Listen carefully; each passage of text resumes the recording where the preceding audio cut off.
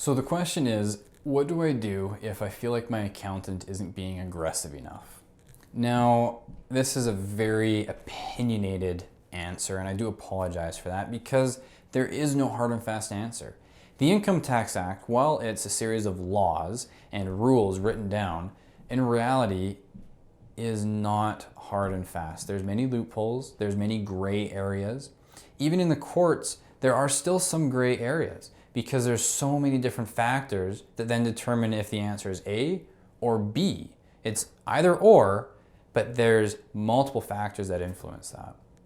So how do you know if your accountant's too conservative? Well, the first thing is many accountants have their personal opinion as to what should be allowed and what shouldn't. So if you're ever concerned about something, what I would do is ask your accountant to provide you with the white and the black and explain where the gray is. Ask them to then go into different areas where you can get into the gray. Realize though that the only way to be audit proof, to avoid being truly caught by the tax man, is to stay in the white. If you get into the gray, then you run into potential issues if you get audited.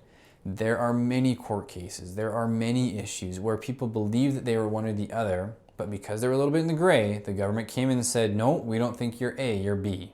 Now that said, if your accountant still says, you know what, no, I'm not going to do that, then you may want to look at another accountant. What you really need to understand is that your accountant isn't always right. Neither is your bookkeeper, and neither is the government. The government loses its own court cases. The CRA will take people to court, and the court will rule in the favor of the taxpayer, not in the favor of the government. So, this is the issue with the taxes, is that there's so many gray areas. What's important to know is, first, expenses are anything incurred to earn money. So anything you do that helps you earn money, there is most likely an associated expense with it that will reduce your taxes.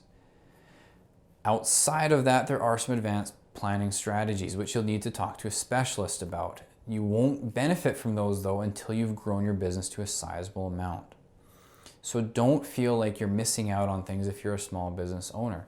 If you are just a small business, make sure that your accountant explains where the gray areas are, and then you need to make a decision based on your comfort with risk.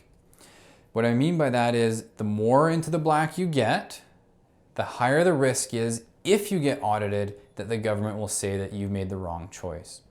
And then you would have to take it to court to argue against it if you still feel strongly otherwise.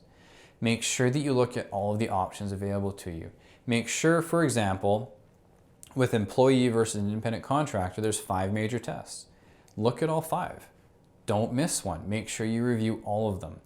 If you pass 2 or 3, well, then you're going to have to make a decision. Make sure that you understood the rules so that you can make an educated choice. Don't just wing it. Don't just demand certain things, and don't just accept certain things. This is your money. This is your tax bill. You're paying it. So make sure that you are getting the education and that you are understanding what you need to know.